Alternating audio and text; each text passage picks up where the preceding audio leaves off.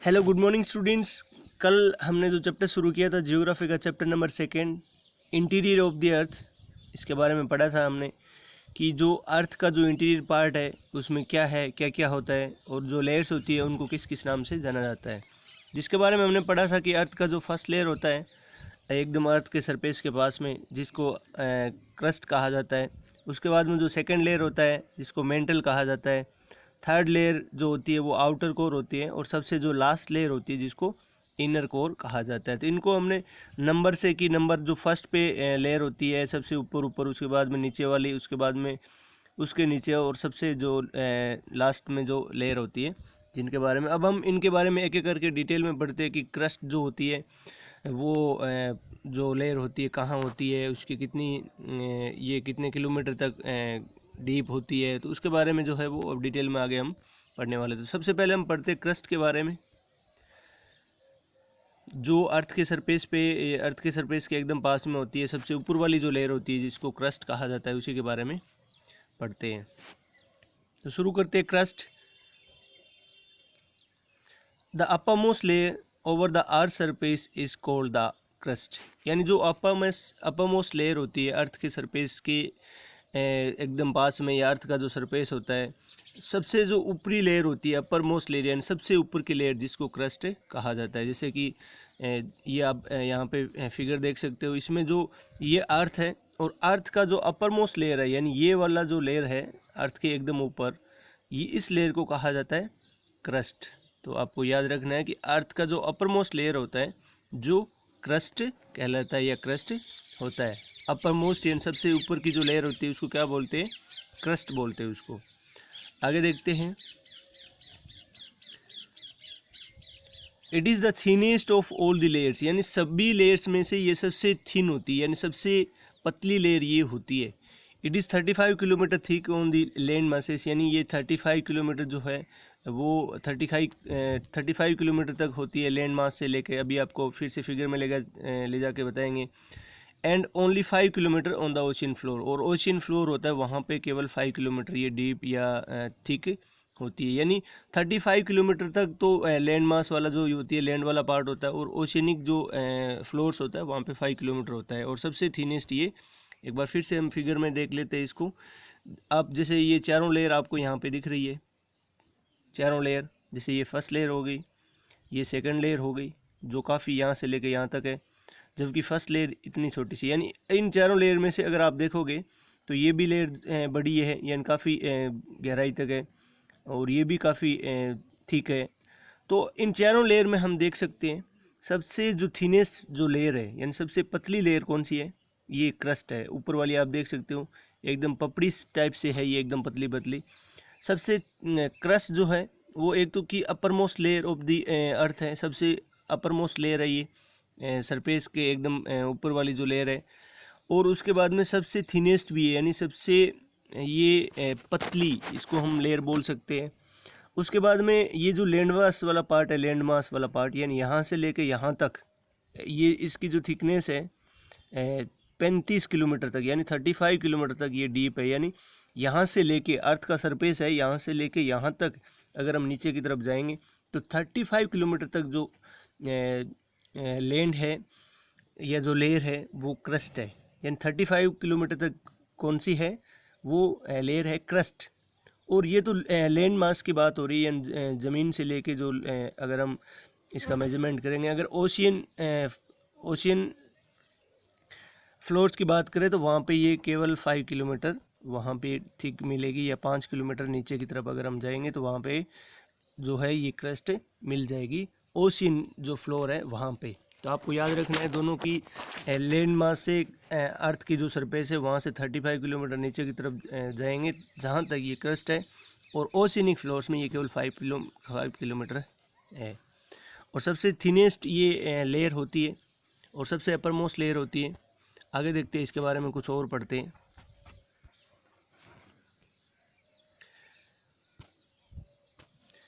Main mineral constituents of the continental mass silica and alumina. याद रखेंगे इसको आगे, इसका जो दिया हुआ है, दस इट इज़ कोल्ड सियाल।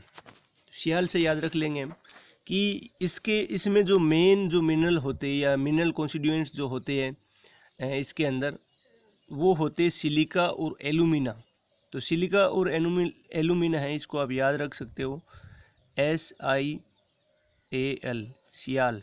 यानी इस लेयर के अंदर ये मिनरल कॉन्स्टिट्यूएंट्स होते हैं या ये मिनरल्स होते हैं। सियाल से आपको याद रखना है कि इसके अंदर क्या होता है, एक तो होता है सिलिका, दूसरा होता है एलुमिना। दोनों आपको याद रखने। Si means silica and Al means alumina. यानी इसके अंदर ये वाली जो लेयर होती है, हम कौन सी लेयर के बारे में पढ़ रहे हैं अभी, क्रस्ट के बारे में पढ़ रहे हैं। क्रस्ट जो अपर मोस्ट लेयर होती है, सबसे थिनेस्ट लेयर होती है। इसमें जो मिनरल जो होते हैं, कौन कौन से मिनरल जो होते हैं, उसमें जो मिनरल है वो आप याद रखना है, ये इसका फॉर्मूला टाइप से है, सियाल इसको बोलते हैं, कि इसमें जो मिनरल होते हैं वो सियाल, आप याद रख लेना। जो अपर मोस्ट लेयर है उसमें होते हैं सियाल, यानी सिलिका और एलुमिना। आगे देखते हैं।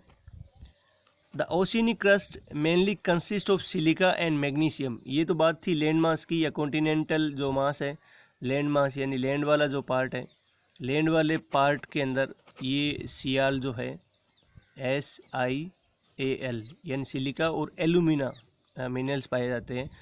वहीं अगर हम ओशियनिक क्रस्ट की बात करें, यानी ओशियनिक क्रस्ट आप समझ रहे हो ना, ओशियनिक फ्लोर्स का जैसे बताया था अभी पीछे कि ओशियनिक जो फ्लोर्स होता है वो 5 किलोमीटर तक डीप होता है या गहरा होता है, 5 किलोमीटर नीचे तक ये क्रस्ट होती है।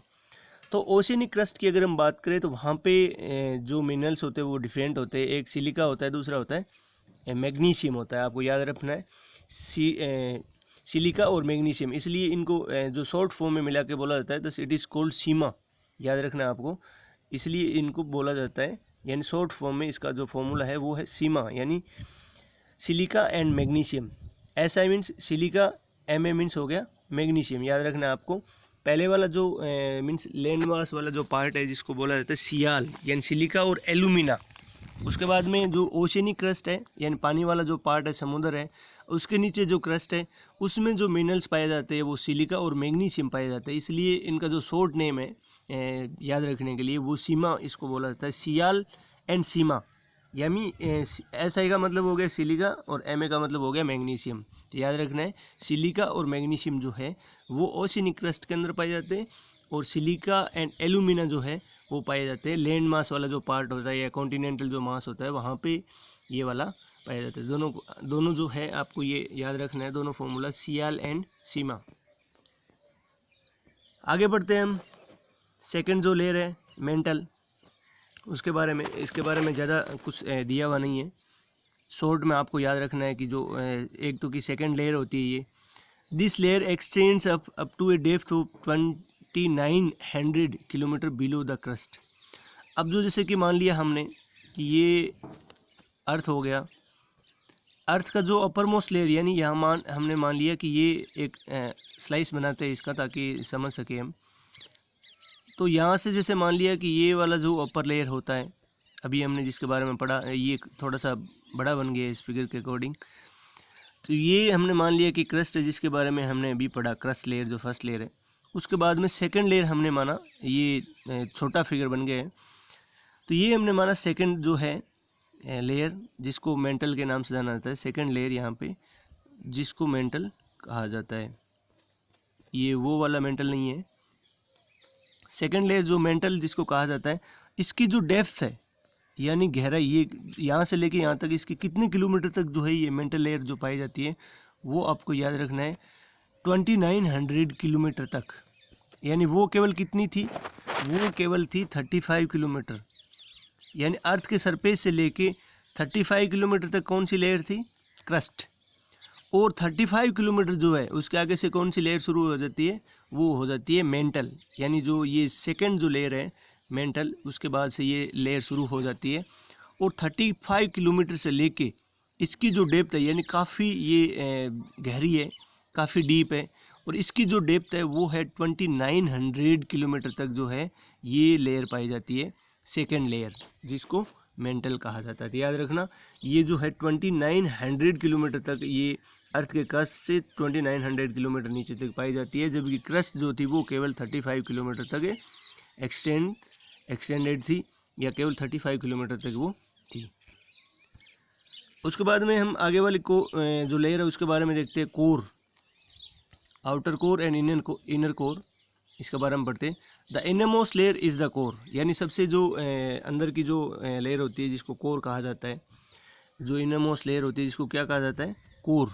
The radius of core is about 35 kilometre, इसका जो रेडियस है याद रखना है आपको 3500 किलोमीटर जो है इसका रेडियस है कोर का, याद रखना है। किसका, ये जो कोर वाली जो लेयर है यानी जो थर्ड लेयर जिसके बारे में हम पढ़ रहे हैं, कोर लेयर, इस लेयर का जो रेडियस है होता है वो होता है 35 किलोमीटर। इट इज़ मेनली, आगे देखते हैं, it is mainly made up of निकल एंड आयरन। ये जो लेयर है यानी कौन सी लेयर के बारे में पढ़ रहे हैं हम, कोर। कोर जो लेयर है ये मेनली बनी हुई होती है, या इसमें जो मिनरल जो होते हैं, मिनरल कॉन्स्टिट्यूएंट्स, वो होते हैं निकल एंड आयरन, इसलिए इसको कहा जाता है nickel and iron. Thus it is called NiFe, यानी निकल का तो हो गया Ni, यानी इसको क्या बोला जाता है, निफे बोला जाता है। निफे याद रखना आपको, जैसे सियाल एंड सीमा के बारे में पढ़ा वैसे इसको कहा जाता है निफे। Ni का मतलब यहाँ पे क्या हो गया, निकल, और Fe का मतलब हो गया आयरन। आयरन, Fe का मतलब यहाँ पे होता है फेरस, जिसको आयरन कहा जाता है या लोहा होता है। तो ये निकल एंड आयरन जो है इसमें मिनरल्स पाए जाते हैं। कोर जो सबसे जो इंटीरियर पार्ट होता है अर्थ का, जिसको कोर कहा जाता है, जिसका रेडियस 3500 किलोमीटर होता है, इसके अंदर जो मिनरल पाए जाते हैं वो होते हैं निकल एंड आयरन, जिसको निफे कहा जाता है। निकल एंड Fe का मतलब होता है फेरस, जिसको आयरन बोला जाता है। The central core has very high temperature and pressure.